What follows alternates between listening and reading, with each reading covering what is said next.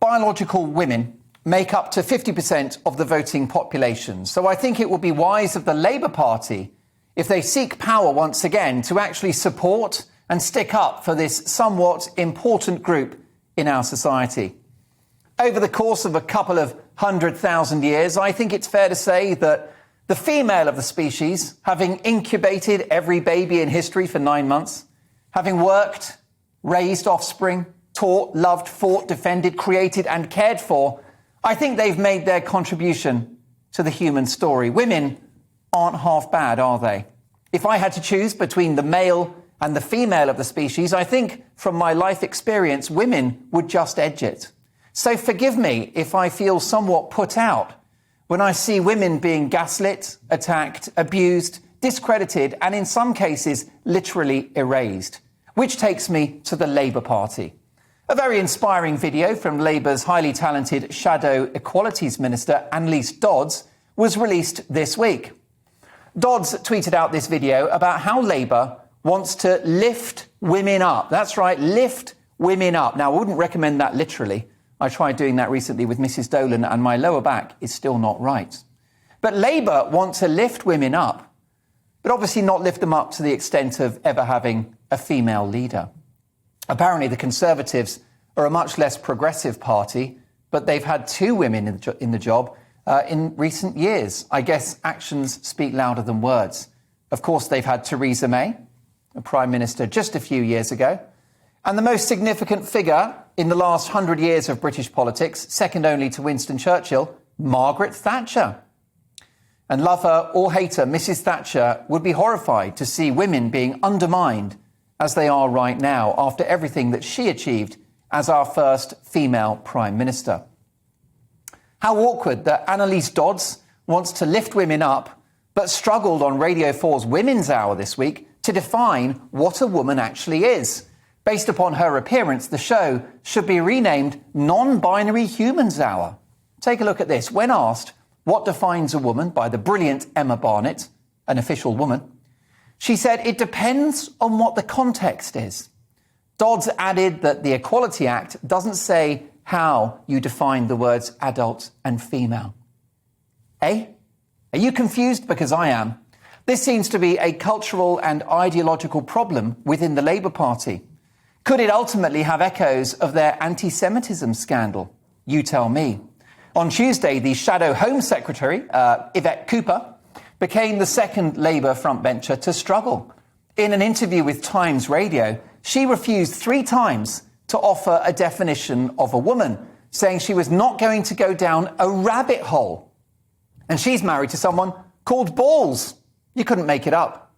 And of course, Keir Starmer has struggled for a long, long time to identify the fact that only women have a cervix. It's not a rabbit hole, folks. Let me help you with this. Basic facts of biology are very, very simple. They're not complicated. And by the way, they're not views or opinions. We hear a lot of references to the author J.K. Rowling and her opinions on biological sex or her views. I'm afraid it's just facts, reality, the truth. This is my favourite video, one of the world's most revered experts in reproduction, Professor Robert Winston, a man who's helped more women get pregnant than Boris Johnson. Here's what he had to say on Question Time. We're all braced for it. I will say this categorically, that you cannot change your sex. Pretty definitive.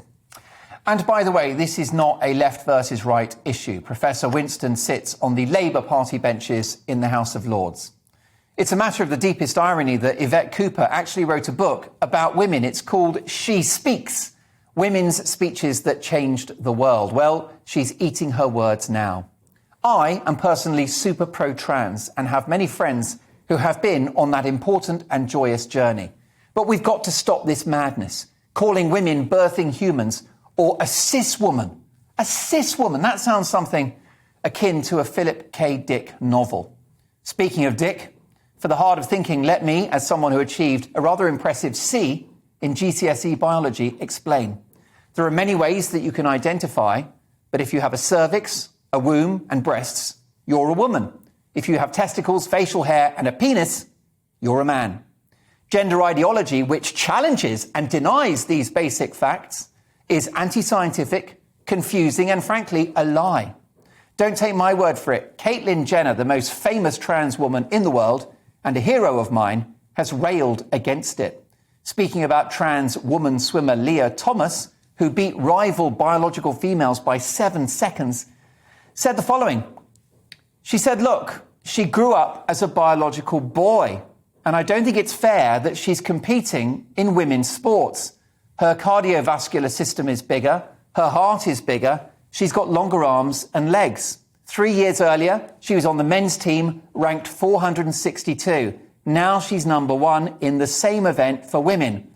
Obviously, says Caitlyn Jenner, it's not fair. The gender ideology extremists do not speak for all trans women. Here is Sophie Xy on Twitter in a post shared by J.K. Rowling. Trans people aren't a monolith, and plenty of us do not define our rights by forcing others to validate fiction like gender identity. My rights are not women's rights. I do not want my rights to erode theirs. There speaks a trans woman. Women are no longer enjoying female-only changing spaces and the safety and security that that brings. They're no longer guaranteed a female-only domestic abuse shelter or rape crisis centre. Even female-only prisons aren't female. They're a thing of the past. We've even heard reports of rapists being described as women. We now live in a world where this is a normal headline. Take a look at this. Teesside woman accused of exposing penis, using sex toy and masturbating in public. A Teesside woman exposes her penis. There's a lot going on in that headline. What are we doing, folks? I think sport is a test case for all of this madness. Do you have any idea how much sacrifice young female athletes go through to achieve their sporting dreams? How must it have felt to be beaten by someone who was born male in that swimming race? Just think of the women beaten by Leah Thomas, who I've just mentioned, who went through to reach that podium. These girls have years and years of early starts, up at 6 a.m. to train before school, catching up on homework late at night after an evening session of lengths in the pool. The missed birthday parties and summer camps. No time for a boyfriend, the cinema, other sport or hobbies. Relentless drills in butterfly, front crawl and backstroke. Years and years of toil, hard work, sweat, blood, sacrifice, and the pungent aroma of swimming pool chlorine that no amount of Head and Shoulders will wash away. This whole thing stinks. The Labour MP, Rosie Duffield, who has no problem identifying what a woman is, and should be leader, frankly, has said she's considering her future in the Labour Party after obsessive harassment from current and former party members. She couldn't attend Labour Party conference because she feared for her safety after death threats. In my view, there's a gradual mission creep to erase women. It's being done in our institutions, who are trying to look liberal and caring. It's being done in our schools and universities. In Scotland, where 4-year-olds can choose their gender without parental permission, civil servants north of the border have been told to put their pronouns on emails, even though 60% of them don't want to. I've always respected and always will someone's right to identify however they so wish. They will have my wholehearted support and love. Being trans is not a life choice, it's who you are. But you cannot twist the basic realities of life and scientific fact as the end goal of being accepted. And it cannot be done at the expense of women who are currently being Tipp-Ex'd out of existence.